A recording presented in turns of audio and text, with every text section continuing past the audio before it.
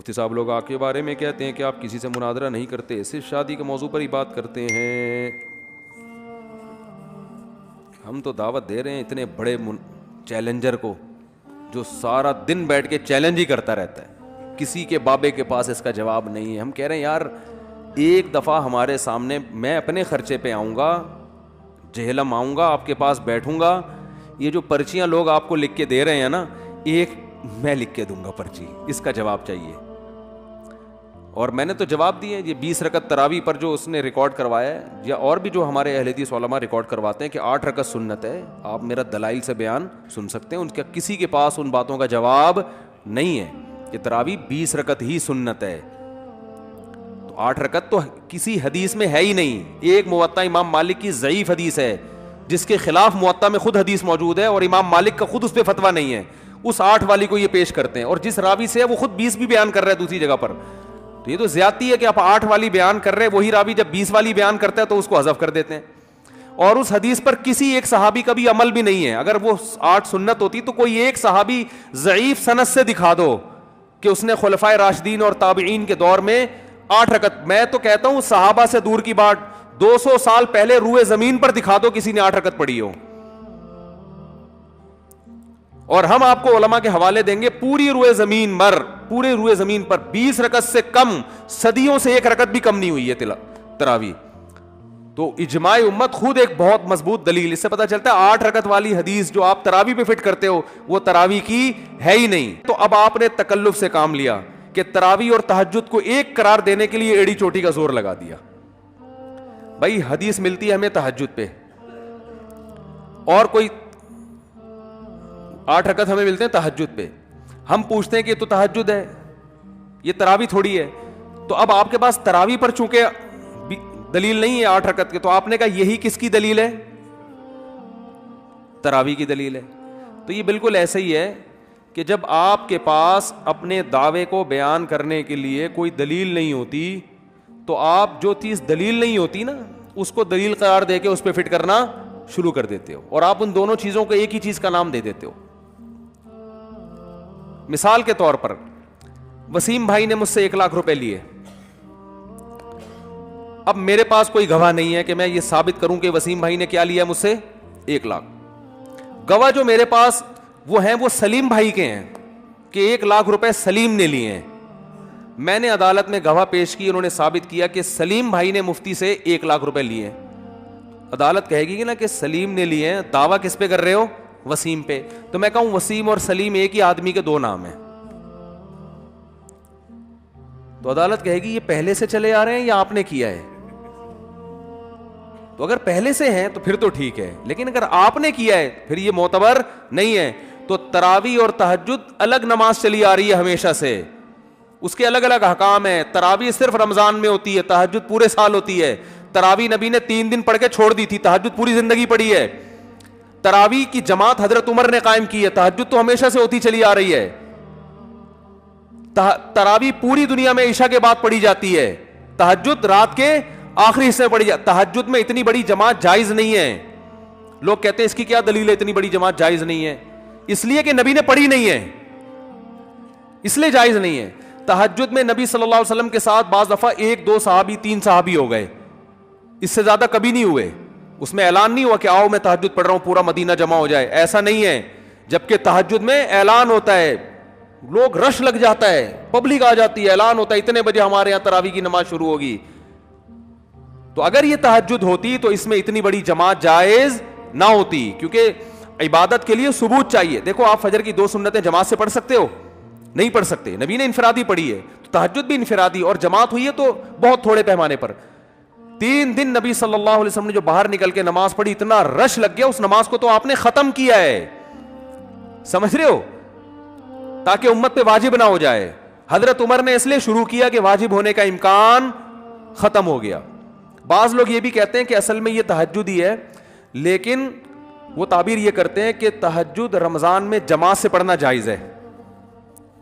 بس یہ ہو گیا کہ حضرت عمر سے پتہ چل گیا کہ تہجد عام دنوں میں انفرادی ہوگی اور رمضان میں کیا ہوگی؟ جماعت سے ہوگی. تو ہمیں جماعت سے تہجد پڑھنے کی پرمیشن مل گئی رمضان میں. تو اس کی بھی آپ کے پاس کوئی دلیل بولو بھائی, یہ بھی دعویٰ برائے دعویٰ ہے. اگر یہ رمضان, یہ وہی ہے تہجد ہے جس کو رمضان میں جماعت سے پڑھنے کی پرمیشن مل گئی ہے, تو پھر سوال یہ پیدا ہوتا ہے کہ نبی سے تو آپ کہتے ہو 8 رکعتیں ثابت ہیں, تو صحابہ نے جب جماعت کی نماز میں نبی کو فالو کیا اور حضرت عمر کو فالو کیا, حضرت عمر کو صحابہ نے فالو کیا کہ جماعت سے پڑھنے کی پرمیشن حضرت عمر نے دے دی ہے تو ہم پڑھیں گے, تو رکعتوں میں آپ حضرت عمر کو فالو کیوں نہیں کر رہے؟ بھائی نبی نے تو 3 دن پڑھ کے ختم کر دی, تو نبی کو دیکھنا تو آپ ختم کرو اس جماعت کو. اگر آپ خلیفہ راشد کی وجہ سے تراویح کو کہہ رہے ہو جماعت سے یہ تہجد جائز ہے, تو تہجد کہہ لو تھوڑی دیر کے لیے اس کو, حالانکہ تہجد ہے نہیں, اس کی میں ابھی ایک دلیل دیتا ہوں مضبوط. تو اگر اس کو تہجد کہہ لو آپ, تو پھر رکعتوں میں آپ حضرت عمر کو فالو کیوں نہیں کر رہے؟ آپ پھر موطا امام مالک کی حدیث دیں گے کہ ہم نے جماعت میں حضرت عمر کو فالو کرتے, رکعتوں میں بھی حضرت عمر کو فالو کر رہے ہیں, کیونکہ موطا امام مالک میں حضرت عمر نے 8 رکعتیں پڑھائی تھی. تو اس کا میں جواب دے چکا ہوں, وہ حدیث ضعیف ہے اضطراب کی وجہ سے, کیونکہ اس کا راوی کہیں 20 بیان کرتا ہے کہیں 8. اور دوسری دلیل اس کے ضعیف ہونے کی ہے, امام مالک نے خود اس کو حدیث کو فالو نہیں کیا. تیسری اس کے ضعیف ہونے کی دلیل ہے کہ حضرت عمر نے 8 پڑھائی ہوتی تو پورے ذخیرہ حدیث میں کوئی ایک ضعیف سند سے آپ دکھا دیں کہ کسی صحابی نے 8 رکعت تراویح پڑھی ہو. تو یہ کیا بات ہے؟ صحابہ ایک طرف تو خلیفہ مومنین کے اتنے حریص ہیں کہ نبی نے جماعت سے نہیں پڑھی, لیکن صحابہ کہہ رہے ہیں حضرت عمر نے چونکہ جماعت سے پڑھوائی, اور رکعتیں صحابہ اپنی طرف سے شروع کر دیں. اور ہم آپ کو بہت سارے صحابہ سے حوالے دکھا سکتے ہیں جو کتنی پڑھتے تھے, 20 پڑھتے تھے, جس میں نے سندوں کے ساتھ پیش کی. اور پڑھتے, یہی وجہ ہے کہ چاروں اماموں کا فتویٰ ہے کہ کتنی ہے, کم سے کم 20 ہیں. اور رہا یہ مسئلہ کہ تراویح تہجد الگ الگ ہے, یہ محدثین کی اصطلاح کے حساب سے بھی غلط ہے, کیونکہ تراویح کو امام بہقی اور جتنی حدیث کی کتابیں ہیں نا, صدیوں پہلے انہوں نے اس نماز کو تراویح کا نام دیا ہے. کیا نام دیا ہے؟ تراویح. اور تراویح کا جو لفظ ہے نا وہ 8 رکعتوں پر فٹ ہی نہیں بیٹھتا ہے. اس کا جواب بھی انجینئر صاحب پی گئے ہیں بڑی ڈھٹائی کے ساتھ ماشاءاللہ, پورا گھون. کیونکہ ترویحہ جو ہے نا, یاد رکھو ترویحہ 4 رکعتوں کو کہا جائے, یہ بھی حدیث سے ثابت ہے. میں نے اپنے کلپ میں حدیثوں کے حوالے سے یہ ریکارڈ کروایا ہے پوری بات, کہ صحابہ یعنی اسلاف جو ہے نا, صحابہ اور تابعین, اس نماز کو تراویح کیوں کہتے ہیں. سوال پیدا ہوتا ہے یہ لفظ حدیث میں ہمیں نہیں ملتا تراویح کا. اب سوال یہ پیدا ہوتا ہے کہ جب نہیں ملتا تو صحابہ نے اس کو تراویح کا نام کیوں دیا؟ تابعین نے, شروع سے اس کو تراویح کہا جا رہا ہے نا, اور تمام محدثین اس پہ باب کیا باندھتے ہیں؟ تراویح کا. تو سوال یہ پیدا ہوتا ہے کہ اس کو صحابہ نے تراویح کا نام کیوں دیا؟ اس کا محدثین جواب یہ دیتے ہیں, آپ حدیث کی کتابوں میں دیکھ رہے ہیں, میں نے پورے حوالوں کے ساتھ, یہ آڈیو کلپ ہے میرا, ریکارڈ ہوا ہے, انٹرنیٹ پہ پڑا ہوا ہے. اس لیے نام دیتے ہیں کہ ترویحہ کہتے ہیں 4 رکعتوں کو. کیوں کہتے ہیں؟ ان کی عادت تھی اسلاف کی کہ 4 رکعتوں کے بعد تھوڑا ریسٹ کیا کرتے تھے, 4 رکعتوں کے بعد تھوڑا آرام. تو ترویحہ دیکھو, مروحہ عربی میں پنکھے کو کہتے ہیں, یہ آپ کو ہوا دیتا ہے نا, ریسٹ دیتا ہے. ابے کیا ہو گیا آپ کو, میں پوری لغوی تحقیق بتا رہا ہوں کہ ترویحہ روح سے نکلا ہے, روح, ریسٹ دینا کسی کو. تو وہ اس حدیث کی کتابوں میں لکھا ہے کہ اسلاف جو ہیں 4 رکعتوں کے بعد کیا کرتے تھے؟ تھوڑا آرام. تو اس لیے 4 رکعت کو انہوں نے ترویحہ کا نام دے دیا. سمجھ میں آ رہی ہے بات؟ اب 4 رکعت کو ترویحہ کا نام دیا, تو اگر 8 رکعتیں ہوتی تو پہلی بات تو یہ کہ 4 کے بعد آرام کر کے 4 پڑھ لیتے تو ایک ہی دفعہ آرام کی نوبت آتی نا. کیا خیال ہے؟ 2 ترویحیں ہو جاتے نا. تو 2 ترویحوں کو ترویحتین کہا جاتا ہے. تراویح بولتے کیوں نہیں؟ لفظ ہی نہیں بیٹھتا. صحیح ہے نا, لفظ ہی. اگر صحابہ میں 8 کا معمول ہوتا نا تو وہ 2 ترویحیں تھوڑی پڑھتے, اگر پڑھتے تو وہ اس کو ترویحتین کہتے, 2 ترویحیں. اور 3 ترویحوں کو بھی تراویح نہیں کہا جاتا, کیونکہ یہ پلورل ہے عربی میں, اور یہ جمع اقصا ہے. بہت زیادہ ترویحیں ہوں گے تو ان کو تراویح کہا جائے گا. بہت مشکل ہے. جمع اقصا ہے نا, آپ کسی بھی عربی گرامر کے نحو کے طالب سے پوچھے, جمع اقصا کا اطلاق یہ جمع کثرت ہے. جمع کثرت, یہ 3 پہ اطلاق نہیں, زیادہ ہوں. تو اس سے پتا چلتا ہے کہ 12 رکعتیں بھی تراویح نہیں ہیں, کم 12 سے بھی زیادہ ہے. سمجھ میں نہیں آ رہی میرا خیال ہے بات؟ 12 سے بھی زیادہ ہے. تو 12 سے بھی زیادہ رکعتیں ہوں گی تو تراویح کا لفظ اس پہ فٹ آئے گا. یہ چیلنج بھی ہم نے کیا تھا, مگر انجینئر صاحب اس کو بھی کیا کر ٹھنڈے پیٹوں انہوں نے پی پا کے ختم, ایسے غائب, ایسا جیسے کچھ بالکل وہ چیلنج ویلنج اسی طرح سسٹم سے چل رہے ہیں, سمجھ رہے ہو. تو لفظ ہی نہیں بیٹھتا. تو صحابہ تابعین نے اور سلاف نے اس کو نام ہی نہیں دیا. بعض نے یہ بھی کہا ہے کہ یہ محدثین جو ہے نا, اس کو صلاۃ اللیل کے عنوان سے ذکر کرتے ہیں, تراویح کو. یہ بھی محترم نے دعویٰ کیا ہے اپنے کلپ میں نا, جو ان کا دعویٰ ہے کہ لاکھوں لوگوں نے سنا اور اتنا ہٹ ہوا کہ اس سے زیادہ دنیا میں کوئی چیز ہٹ ہی نہیں ہوئی. تو بات یہ اتنا ہٹ اس لیے ہو گیا کہ جو سننے والے ہیں وہ عالم نہیں ہیں, ٹھیک ہے نا. وہ تو ان کو تو آپ کچھ بھی کہہ دو, علماء میں کتنا ہٹ ہوا یہ اصل بات ہے, ٹھیک ہے نا. تو محترم نے بھی کہا کہ صلاۃ اللیل کا عنوان تمام محدثین باندھتے ہیں اور صلاۃ اللیل کے نام سے نیچے تراویح کا تذکرہ کرتے ہیں. تو پتہ چلا یہ صلاۃ اللیل ہی ہے, الگ کوئی نماز نہیں ہے. صلاۃ اللیل کے تحت تہجد کا بھی تذکرہ ہوگا, تراویح کا بھی ہوگا, وتر کا بھی ہوگا. تو یہ ایک ہی نماز ہے, الگ الگ نہیں ہے. اور میں حیران ہوتا ہوں نیچے لوگوں کے کمنٹس دیکھ کر, واہ واہ واہ زبان اللہ. ابے تم میں کامن سینس نہیں ہے, کیا بات کر رہا ہے یہ. دیکھو میڈیکل سائنس جب حیوانوں کی قسمیں بیان کرتی ہے تو حیوان کے تحت انسان بھی آتا ہے, گدھا بھی آئے گا, بلی بھی آئے گی, گھوڑا بھی آئے گا. عنوان کیا ہوگا؟ جاندار چیزیں. تو ایک عنوان کے تحت اگر کئی چیزیں نیچے آ رہی ہیں تو کس پاگل نے کہا ہے, کس ڈکشنری میں لکھا ہے کہ سب ایک ہی ہیں؟ کیا ہو گیا بھائی؟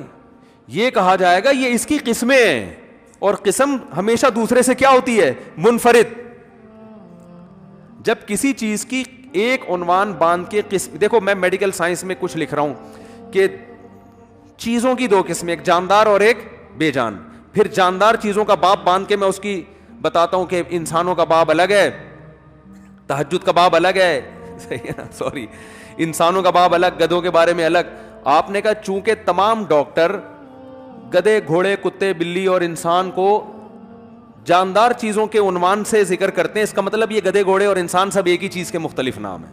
اور یار یہ سینس تو ایک 5ویں کلاس کے بچے میں ہوتی ہے. آپ ماشاءاللہ اتنے بڑے محدث کہلاتے ہو, آپ میں یہ سینس نہیں ہے, اور نیچے جو کمنٹس کرنے والے وہ بالکل سینس لیس ہے. تو محدثین نے جو صلاۃ اللیل کا باب باندھ کے تراویح, تہجد اور وتر کے الگ الگ باب قائم کیے نا, الگ الگ, اس کا مطلب ہے یہ ہیں تو ساری صلاۃ اللیل, مگر یہ ایک نہیں ہے. وتر مستقل ایک الگ نماز ہے, پڑھی تہجد میں جاتی ہے, صلاۃ اللیل میں شامل ہے, تراویح بھی صلاۃ اللیل میں شامل ہے. اس لیے نہیں کہ یہ تہجد ہے, بھائی تہجد الگ ہے. نہیں آ رہی میرا خیال ہے بات سمجھ میں؟ تو یہ تو خود اس کی علامت ہے کہ الگ الگ, تبھی نام الگ الگ دے دیے ان کو. نام الگ دینا اس کی علامت ہوتی ہے کہ یہ چیز کیا ہے, ورنہ نام الگ نہ دیتے اس کو محدثین. یہ کہتے ہیں کہ تہجد رمضان کے علاوہ میں انفرادی پڑھی جائے گی, اور رمضان میں وہی تہجد جماعت سے پڑھی جائے گی, اور اس کی کوئی رکعتیں منقول نبی سے نہیں ہیں. ہم یہ کہیں گے کہ جماعت سے نماز پڑھنا جب تک ثبوت نہ ہو آپ نہیں پڑھ سکتے. تو جیسے جماعت سے نماز کے لیے ثبوت چاہیے, تو جتنی رکعتیں جماعت سے پڑھنا ثابت ہے نا, اتنی رکعتوں کے لیے بھی کیا چاہیے؟ ثبوت چاہیے. اس میں بھی آپ اپنی رائے سے نہیں کر سکتے کہ جتنی چاہے پڑھ لو. تو یہ کیا بات ہے؟ رکعتوں کے لیے جب ہم آپ کو ثبوت دیں تو اس کو تو آپ مانتے نہیں ہو, اور جب جماعت کے لیے ثبوت دیں تو آپ اس کو مانتے ہو کہ حضرت عمر نے کہا ہے. تو حضرت عمر نے اگر 8 شروع کی ہوتی نا تو کہیں تو پڑھی جاتی. امام شافعی رحمۃ اللہ علیہ, جو امام احمد بن حنبل کے استاذ, یعنی امام بخاری کے استاذ ہیں امام شافعی, وہ کہتے ہیں میں مکہ میں لوگوں کو 20 رکعتیں پڑھتا ہوا پا رہا ہوں. کوفہ میں سارے دنیا کہہ رہی ہے, سارے محدثین کہہ رہے ہیں ہم 20 رکعتیں دیکھ رہے ہیں, مدینہ میں دیکھ رہے ہیں تو 20 سے کم نہیں نظر آ رہی. ایک آدھ روایت ملتی ہے 16 رکعتوں کی, ایک آدھ روایت, زیادہ تر 20 یا 20 سے اوپر. تو آپ نے کیسے نکال لیا کہ بھئی 8 رکعت؟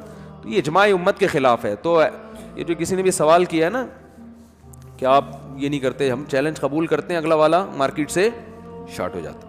میں نے تو یہاں تک دعوت دی ہے کہ ہم نہیں آ سکتے, آپ آ جائیں, آپ یہاں بیٹھیں, آپ ہم سے سوال کریں, ہم آپ سے سوال کریں گے. بلکہ یہاں نہیں, ہم آپ کو یہاں بٹھا کے سوال کریں گے.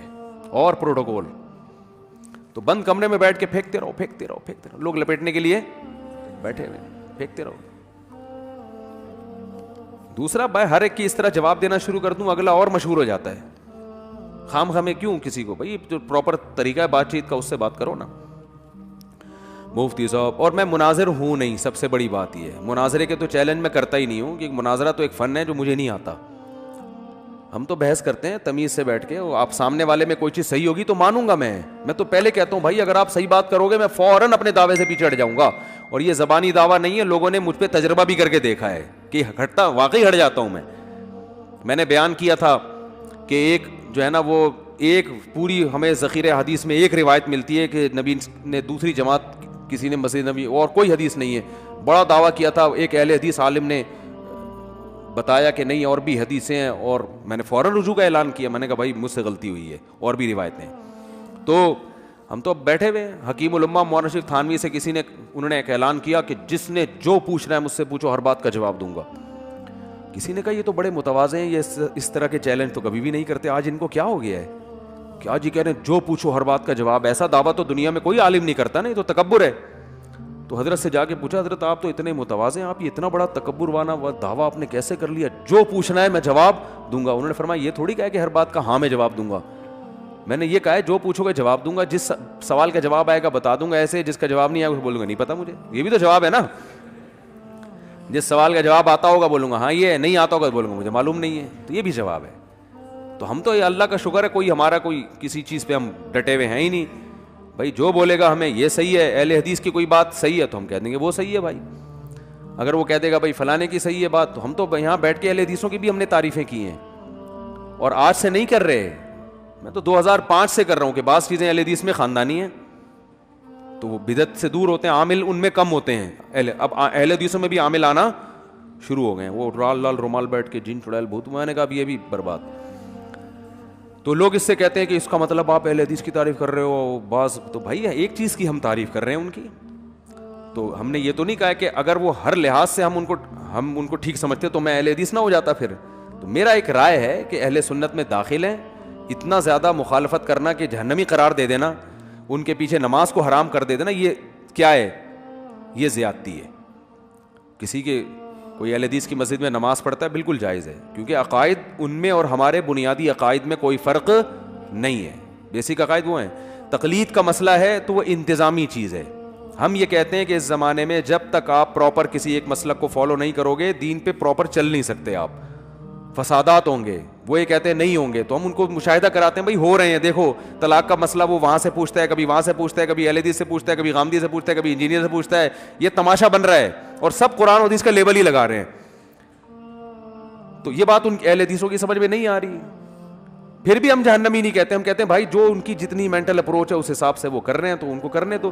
جب تک کوئی قرآن و حدیث کو فالو کرے گا تو آپ اس کو جہنمی نہیں کہہ سکتے, وہ جنتی ہے. باقی ہر آدمی کے سوچنے کا اسٹائل کیا ہوتا ہے, دوسرے سے ڈیفرنٹ ہوتا ہے. ہمارے کو جب کوئی مشورہ دیتا ہے نا, حضرت مشورہ قبول نہیں کرتے. حضرت کہتے جب بحث ہوتی ہے حضرت فرماتے ہیں بھائی میں اپنی کھوپڑی سے سوچتا ہوں, میں آپ کی کھوپڑی اگر میری کھوپڑی میں لگی ہوتی تو میں اس حساب سے سوچ رہا ہوتا, کیونکہ اللہ نے میری کھوپڑی آپ کی کھوپڑی سے الگ بنائی ہے تو ہم اپنی کھوپڑی کے حساب سے. تو ہمیں اہل حدیث کو اپنا دوست بھائی کہنے کے باوجود ہم کہتے ہیں آپ کے منہج سے ہمیں اختلاف ہے. اس لیے نہیں کہ قرآن و حدیث ہے, اس لیے کہ آپ نے پوری امت کو بے لگام اونٹ کی طرح بنا دیا ہے. ہر آدمی مفتی بن کے قرآن حدیث کے نام پہ فتوے دے رہا ہے. اس لیے جو صدیوں سے قرآن و سنت کی ریسرچ ہو چکی ہے اور جو فقہ مرتب ہو چکے ہیں, تمیز عافیت اسی میں ہے کہ ان میں سے کسی ایک کو فالو کیا جائے. اور یہ صرف ہماری بر صغیر کے علماء کی رائے نہیں, عرب میں بہت بڑے بڑے علاموں کی یہی رائے ہے. سعودی عرب میں آج بھی حنبلی مسلک کے لوگ زیادہ ہیں اور وہ ایک مسلک کو فالو کرنے کو لازم قرار دیتے ہیں آج بھی. لیکن جو سرکاری سطح پہ جو علماء ہیں وہ زیادہ تر سلفی ہیں, تو اس لیے لوگوں کے سامنے ان کا امیج زیادہ آتا ہے. ورنہ سعودی عرب میں تو اب بھی بہت سارے مدارس ہیں جو فقہ حنبلی کو فالو کرتے ہیں. اچھا جو سلفی علماء ہیں وہ بھی حنبلی, وہ بھی ایسا نہیں ہے کہ چاروں فقہ سے بالکل ہی آزاد ہے, وہ بھی حنبلی بیسیکلی. شیخ بن باز فقہ حنبلی کو فالو کرتے تھے, اتنے بڑے سلفی عالم تھے. تو اس لیے ہم اہل حدیث سے کہتے ہیں کہ بھائی یہ امت کیا ہو جائے گی, بے لگام اونٹ, خواہشات کو فالو کرے گی. تو اگر وہ مان جائیں ٹھیک ہے, نہیں مانے تو اب کیا کر سکتے ہیں, ہم اپنی کھوپڑی سے آپ اپنی کھوپڑی سے. باقی اس بیس پہ ہم جہنمی نہیں کسی کو قرار دیتے. ہم یہ نہیں کہتے کہ وہ اہل سنت سے خارج ہے. ہاں جو متشدد ہے وہ خارج ہے اہل سنت سے, لیکن پھر وہ دیوبندیوں میں بھی متشدد اہل سنت سے کیا ہے, بولو بھائی, وہ ادھر بھی خارج ہے. تو وہ پھر جو بیسک عقائد سے ہٹے گا وہ تو کہیں کسی بھی قوم میں ہوگا. وہ اہل سنت سے کیا ہو, تو اہل حدیث میں اگر کوئی ائمہ کرام کو برا بھلا کہتا ہے, تقلید کو شرک کہتا ہے, تو یہ اہل سنت سے خارج ہے. بڑے بڑے محدثین حافظ ابن حجر کے تو سب محتاج ہیں, تو پکے شافی تھے بھائی. کوئی حدیث صحیح یا ضعیف قرار دینے کے لیے کسی مائی کے لال میں مجال نہیں ہے کہ ابن حجر کو چھوڑ دے. وہ علامہ ابن حجر جو ہے نا, جب بھی ہم جرح و تعدیل کی کتابیں اٹھاتے ہیں تو ابن حجر کے محتاج ہیں. وہ کٹر شافعی مسلک کے تھے وہ. تو اگر آپ یہ حنفی شافیوں کو غلط کہنا شروع کر دو گے تو آپ تو میرے بھائی ذخیرہ حدیث, آپ کو اسماء الرجال کے جو ابن حجر نے کام کیا اور علامہ نووی اور بہت بڑے بڑے محدثین ہیں کو ہاتھ دھونے پڑ جائیں گے آپ کو. تو آپ بالکل امت گمراہ ہو جائے گی پھر.